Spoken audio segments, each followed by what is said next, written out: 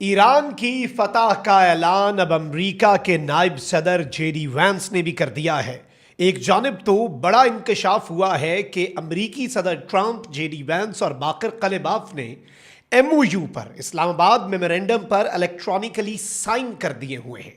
जुम्मे को फिर क्या होने जा रहा है और किस तरह से ईरान की फतह का ऐलान हुआ है, ये सारी इंतहाई आम तरीन अपडेट्स हैं और कुछ ताज़ा तरीन डेवलपमेंट्स जो पूरे मिडल ईस्ट का मंजरनामा तब्दील कर सकती हैं, वो आपके सामने रखनी है।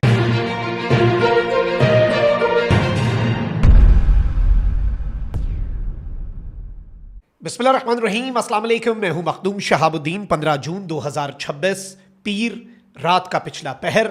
नाज़रीन किराम, कुछ इंपॉर्टेंट अपडेट्स हैं जो आपके सामने रखना इस वक्त बहुत ज़्यादा ज़रूरी हो चुकी हैं।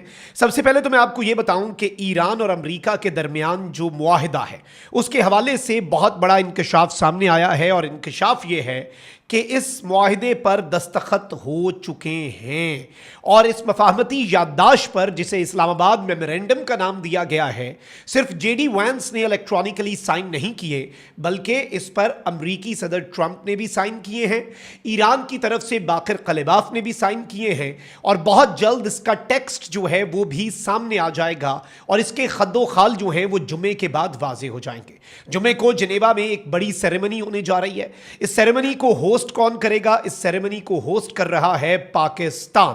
पाकिस्तान इस सेरेमनी का ऑफिशियल होस्ट है, which is a very big development. और इस सारे के सारे मामले में कुछ बहुत बड़ी अपडेट्स आने जा रही हैं और अब पूरी दुनिया यह बात कर रही है कि यह ईरान की फतह है। इसे ईरान की विक्ट्री किस तरह से करार दिया जा रहा है? एक तो इस सब के अंदर ना ही मिसाइल प्रोग्राम के हवाले से कोई बात है, दूसरा इसमें ईरान के एटमी प्रोग्राम के हवाले से कोई बात नहीं है। तो वो सारी बातें, आबनाए हुर्मुज़, ईरान के ऊपर एक जिम्मेदारी है कि आबनाए हुर्मुज़ खोलना है। वो आबनाए हुर्मुज़ जो इस जंग से पहले खुला था और ईरान कहता है अब हम खोलेंगे लेकिन कंट्रोल हमारा होगा, यानी इस जंग से पहले वाली सूरत हाल पर तो ईरान इसे लाने पर वैसे ही राजी नहीं है, which it self is a very big update, एक बहुत बड़ी डेवलपमेंट है। अच्छा, वहीं दूसरी जानिब नाज़रीन किराम, मैं आपको यह बताऊं कि डोनाल्ड ट्रंप जो है उसने भी तस्दीक कर दी है। फ्रांस के सदर इमैनुअल मैक्रोन जो हैं उनके साथ डोनाल्ड ट्रंप जो हैं उन्होंने गुफ्तगू की है, जिनेवा लैंड हुए हैं और आपको पता है कि फ्रांस जो है अब वो होस्ट कर रहा है G7 समिट। तो डोनाल्ड ट्रंप ने उनके साथ मुलाकात के ऊपर कहा है कि the deal is all signed, deal जो है वो मुकम्मल तौर पे साइन हो चुकी है। The strait is already partially open, आबनाए हुर्मुज़ को पार्शली खोल दिया गया है। Friday it will be completely open. Friday को जब हम फिजिकली इसे फाइनलाइज करेंगे, मिलेंगे एक दूसरे से, उस पर इसे मुकम्मल तौर पर खोल दिया जाएगा और उसके बाद यूनाइटेड स्टेट्स जो है वो बहुत तेज़ी से चीज़ों को लेकर आगे बढ़ेगा। मजीद भी कुछ डिटेल्स हैं, लेकिन उससे पहले अगर अभी तक आपने इस वीडियो को लाइक नहीं किया, लाइक ज़रूर कर दें, कॉमेंट सेक्शन में राय का इजहार भी कीजिएगा और पाकिस्तान जिंदाबाद का नारा आपने कॉमेंट सेक्शन में ज़रूर लिखना है। सबसे पहले तो ईरान की पहली बड़ी फतह क्या है? एक तरफ तो हिजबुल्लाह को इसराइल दहशतगर्द कहता है, हिजबुल्लाह पर हमले कर रहा है। इसराइल के एक फार राइट के पॉलिटिशियन ने यह कहा है और यह कौमी सलामती का वजीर है बाय द वे, इसने कहा है कि अमेरिका के इस मुआहदे का हम पर तो इतलाक ही नहीं होता, साइन अमेरिका ने किए हैं, कौन सा हमने किए हैं, यानी अमेरिका को जूते की नोक पर रखने की बात हो रही है। अमेरिका इस जंग में आपके पीछे कूद पड़ा, अपने आप को जलील और रुस्वा करवा के आज बेचारा यहाँ से एग्जिट चाह रहा है, फेस सेविंग चाह रहा है और आप उसका रिगार्ड नहीं कर रहे। चले, आपकी मर्जी, आप कर सकते हैं।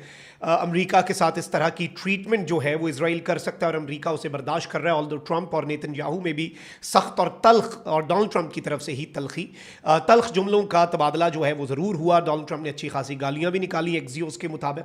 लेकिन ये जो पूरा सिनेरियो है इसमें याद रखिएगा, हिजबुल्लाह के हवाले से इसराइल कहता है कि उसे हम मुकम्मल तौर पर ख़त्म करेंगे। डोनाल्ड ट्रंप ने उस मामले पर भी एक बड़ा स्टैंड लिया है और इसराइल जो है उसके हवाले से मैं आपको ये बता दूं कि इसराइल को लिटरली एक बहुत बड़ा धचका लगा है। ट्रंप ने मैक्रोन के साथ बैठकर कहा है कि we want to see if we can straighten out the Hezbollah thing. हमें देखना पड़ेगा कि ये हिजबुल्लाह वाला मामला हम सीधा कर सकते हैं। It just seems to never end, ये मामला खत्म ही नहीं हो रहा। It should not be tough, ये इतना मुश्किल तो नहीं होना चाहिए। Hezbollah, we have to have a little talk with them, हमें हिजबुल्लाह के साथ बात करनी होगी। This is the first time कि अमरीका ने ये पॉलिसी अपनाई है। इस लबनान की हुकूमत के साथ तो बात होती है इसराइल की भी और अमेरिका की भी, लेकिन हिजबुल्लाह के साथ डोनाल्ड ट्रंप ने बातचीत करने का कह दिया है, विच आई पर्सनली थिंक एक बहुत बहुत बहुत बड़ी डेवलपमेंट है और इस डेवलपमेंट को आप इग्नोर नहीं कर सकते। और ईरान का मुतालबा, और इस तरह से तो हिजबुल्लाह को एक लेजिटिमेसी भी मिल जाती है और एक तरह से डोनाल्ड ट्रंप उसे धारे में लाने की बात कर रहा है कि उससे बात करके मसला हल करते हैं। और बिलाशुबा मैं ये कह सकता हूं कि ये इसराइल जो है उसके लिए एक बहुत बड़ा सेटबैक है, पॉलिसी के हिसाब से भी और बाकी चीज़ों के हिसाब से भी। अच्छा, अब ज़रा आगे बढ़ते हैं, एक और बड़ी खबर के ऊपर आते हैं नाज़रीन इकराम। अमरीकी फ़ौज ने अचानक से ये स्टेटमेंट जारी की कि ईरान की बंदरगाहों पर आयद बहरी नाकाबंदी 19 जून को मुआहदे पर दस्तखत होने तक बरकरार रहेगी। लेकिन इस वक्त ऑन ग्राउंड सूरत हाल ये है कि इलेक्ट्रॉनिक सिग्नेचर्स के बाद दोनों साइड से जो चीज़ें हैं वो बड़ी मस्बत अंदाज में आगे बढ़ रही हैं और दोनों ही साइड्स जो हैं वो मामलात को खुश असलूबी से आगे लेकर चल रहे हैं और अच्छा खासा हाथ दोनों ने अब हौला रखा है। अलबत्ता दोनों का एक दूसरे पे एतमाद नहीं है, तो ये एक महीने का 60 दिन का तो मुज़ाकरात का टाइम है, ये पूरे मामलात नॉर्मलाइज होने में एक महीना लगना है। उसमें क्या होगा, आप ये कर देंगे हम इतना पीछे हट जाएंगे, आप थोड़ा सा आगे बढ़ेंगे हम इतना पीछे, यानी कोई एक पार्टी मुकम्मल तौर पे फुल पीछे नहीं हटेगी, कोई एक एक करके, यानी एक स्टेप एक, इसमें आप कह लें कि पाकिस्तान ने मैकेनिज्म बना के दोनों को दे दिया है कि भाई आप ये करेंगे तो वो ये कर देंगे, वो ये करेंगे तो आपने ये करना होगा। और ये बेहतरीन तरीका है जब ट्रस्ट डेफिसिट हो कि एक पार्टी पूरा अपना मामला ठीक कर दे, दूसरा उसके ऊपर कमिटमेंट पे पूरा ना उतरे। फिर इसके साथ साथ ईरान के असासों के हवाले से भी बड़ी अपडेट है। एक तरफ तो डोनाल्ड ट्रंप ये दावे कर रहा है कि हम ईरान को एक ढेला भी नहीं देंगे। अलबत्ता मैं आपको ये बता दूं, और ट्रंप ने यह भी कह दिया कि सैंक्शंस में भी कोई रिलीफ नहीं मिलेगा, but that is not the case, क्योंकि अमरीकी नायब सदर जेडी वांस ने अनाउंस किया। ट्रंप जो है वो सारी बात है रेटरिक को देख रहे हैं, वो इलेक्शंस को भी देख रहे हैं और इस डील को डॉक्यूमेंट ऑफ सरेंडर अमरीका के अपने सेनेटर्स और कांग्रेसमैन कह रहे हैं, तो ट्रंप को कुछ उन चीज़ों को भी देखना पड़ता है, उसकी भी मजबूरियां हैं। लेकिन एक तरफ तो नाज़रीन इकराम बड़ी डेवलपमेंट ये हुई है कि ईरानी नायब सदर जेडी वांस जो हैं, अमरीकी नायब सदर जेडी वांस जो है, उन्होंने कहा है कि ईरान को तामीरात की मद में $300 अरब कुछ शराइत के साथ मिल सकते हैं। ये तामीराती फंड खलीजी इत्तेहादी ममालिक की जानिब से दिया जाएगा, यानी अमरीका ईरान को पैसे भी लेकर दे रहा है कि अपनी तामीरें नौ करो। ट्रंप ने इससे पहले भी कहा था कि खलीजी ममालिक को ईरान को इस वॉर की आप कह लें कि जो जुर्माना है, ईरान का जो नुकसान हुआ है, तामीरी फंड और क्या होता है जी, तामीरी फंड और कोई छोटी मोटी अमाउंट है। एक जगह ईरान अपना कहता है मेरे $24 अरब रिलीज़ कर दो, बस मैं उसमें राज़ी हूँ।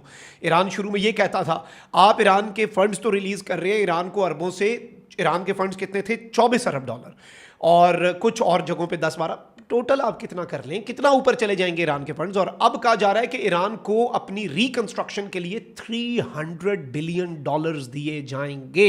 ईरान की ये फतह नहीं तो और क्या है, आपने ये भी बता देना है मुझे कमेंट सेक्शन में। फिर इसके साथ साथ डोनाल्ड ट्रंप ने कहा है कि हम एक ओपन हैंड दे रहे हैं ईरान को, we are extending an open hand to Iran. अगर ईरान हमारे साथ अपना ताल्लुक तब्दील करना चाहता है, हम भी ईरान के साथ ताल्लुक तब्दील करेंगे। ईरान हमारे साथ मामलात को दुरुस्त रखता है तो हम भी ईरान के वारे न्यारे जाएंगे। That's our offer to Iran. यानी एक तरह से जेडी वांस ने अमरीकी मीडिया पर आकर कहा है कि we are giving a blank cheque to Iran. Iran जो है वो हमारे साथ अपने ताल्लुकात बेहतरीन करना चाहता है, नेक्स्ट लेवल पर लेकर जाना चाहता है, बहुत अच्छी कोलैबोरेशन और कोऑपरेशन करना चाहता है, तो वी आर रेडी। सेकेंडली, जो सैंक्शंस हैं वो ईरान के ऊपर से जैसे ही पार्शली हटी, पहली चीज़ तो ये होगी कि ईरान अपना तेल बेचना शुरू कर देगा ऑफिशियली, और उसे वो शैडो फ्लीट्स का और इधर उधर गेमें डालने का चाइना को भी ज़रूरत नहीं पड़ेगी, सीधा जाएगा ईरान के झंडे के साथ जाएगा और कश्तियों पे तो बाद में जाएगा, पहले तो लैंड बॉर्डर से पाकिस्तान आएगा। पाकिस्तान के लिए भी आसानी होगी, ईरान के लिए बहुत बेहतरी होगी। फिर परमानेंट अगर सैंक्शंस ख़त्म हो जाती हैं ईरान पर, जो पाकिस्तान की कोशिश है, तो उसके बाद ईरान पाकिस्तान गैस पाइपलाइन और ईरान के बाकी मुल्कों से भी मुआहदे, ईरान तो खुल जाएगा ना। फिर उसके बाद तो सैंक्शंस का और पाबंदियों का और बाकी चीज़ों का मसला ही नहीं रहेगा। तो ये एक बहुत बड़ी डेवलपमेंट होगी। ईरान जो है उसका एक नया एरा शुरू हो जाएगा without surrendering the same government. इससे पहले कहा जाता था ये सारी चीज़ें ईरान को तब मिलेंगी अगर ईरान में से इस्लामिक रिजीम, इस नजरियाती रिजीम, यानी ये जो पूरा एक सिस्टम ऑफ गवर्नमेंट है, सुप्रीम लीडर और ये हायरार्की ही ख़त्म हो गई, एक बिल्कुल नया निज़ाम हुकूमत आ गया जो वेस्टर्न तकाज़ों के मुताबिक हुआ। फिर ईरान के लिए ये ऑफर्स हैं, तो ईरान ने वो सब कुछ अपने ही निज़ाम हुकूमत को बरकरार रखते हुए कर लिया। और अब तो डोनाल्ड ट्रंप भी कहता है कि रिजीम चेंज तो कभी मेरा मकसद था ही नहीं ईरान में, और अब वाले तो बड़े अच्छे हैं। This is a big update, big statement. तो इस सब के अंदर जेडी वांस ने जो ब्लैंक चेक दिया ईरान को, आई गेस ये एक बहुत बड़ी ईरान की विक्ट्री के तौर पर चीज़ सामने आ रही है। ट्रंप की हिजबुल्लाह वाली स्टेटमेंट को भी बहुत अहमियत की निगाह से देखा जा रहा है, इसराइल में उस पर बहुत तशवीश दौड़ चुकी है। तो देखते हैं ये ऊँट किस करवट बैठता है। अभी तक की अपडेट्स थी, अपना बहुत ख्याल रखिए। अल्लाह निगहबान, पाकिस्तान जिंदाबाद।